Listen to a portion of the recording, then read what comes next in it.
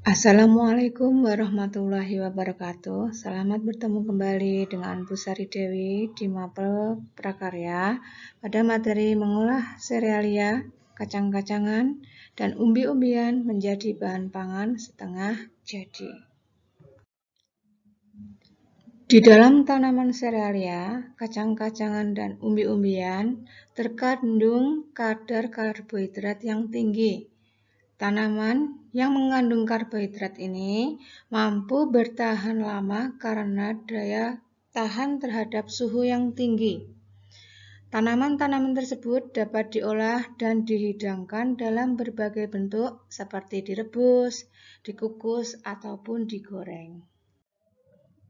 Nah, berikutnya itu tentang pengolahan produk makanan setengah jadi. Yang pertama, beras cepat tanak. Beras cepat tanak atau biasa disebut dengan beras instan merupakan beras yang dapat ditanak dalam waktu 3–4 menit. Pembuatan beras cepat tanak antara lain dengan cara direndam, dikukus, dan kering. Berikutnya adalah gaplek. Adapun alat dan bahan dalam pembuatan gaplek antara lain yang pertama singkong, terus alatnya talenan, pisau atau alat perajang. Prosesnya singkong dikupas, dicuci, kemudian dirajang. Nah, setelah dirajang direndam dalam air, kemudian dijemur. Nah, itu akan menghasilkan gaplek.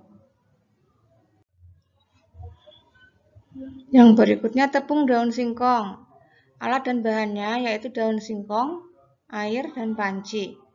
Daun singkong itu direndam selama 6 jam, kemudian di blanching. Di blanching itu dimasukkan ke dalam air yang mendidih sebentar selama 3 menit, jemur atau oven, kemudian ditumbuk, diayak.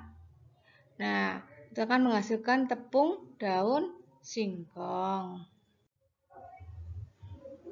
Yang berikutnya tepung. Tepung adalah partikel padat yang terbentuk butiran halus atau sangat halus tergantung pemakaiannya. Tepung bisa berasal dari beras, dari ketan, singkong, dan gandum. Tepung dapat diolah menjadi beberapa produk olahan makanan. Bahan utama pembuatan tepung antara lain bisa berasal dari kacang hijau. Kacang hijau yang menjadi bahan utama pembuatan tepung adalah kacang hijau dengan menggunakan bahan-bahan yang tidak mudah menjadi coklat apabila dikupas. Nah, kacang hijau masih ingat ya, pertemuan minggu yang lalu termasuk dalam kelompok jenis serealia. Yang berikutnya pati. Pati adalah hasil penyaringan atau ekstraksi dari suatu bahan. Pati dapat digunakan sebagai bahan kue, sohun, bahan pengental aneka produk makanan, bahan perekat, dan sirup.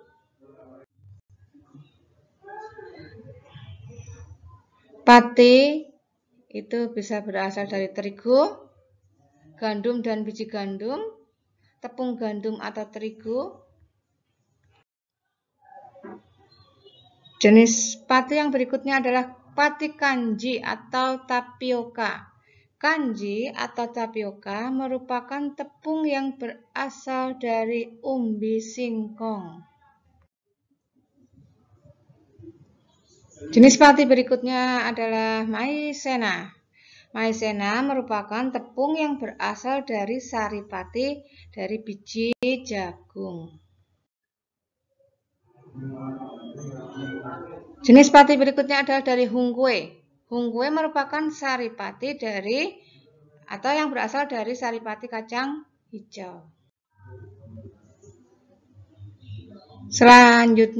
Pati yang selanjutnya adalah tepung beras. Tepung beras berasal dari tepung yang dibuat dari beras yang digiling, ditumbuk, atau dihaluskan.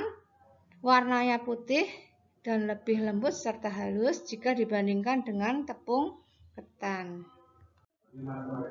Nah, tadi tepung beras ya, sekarang tepung ketan.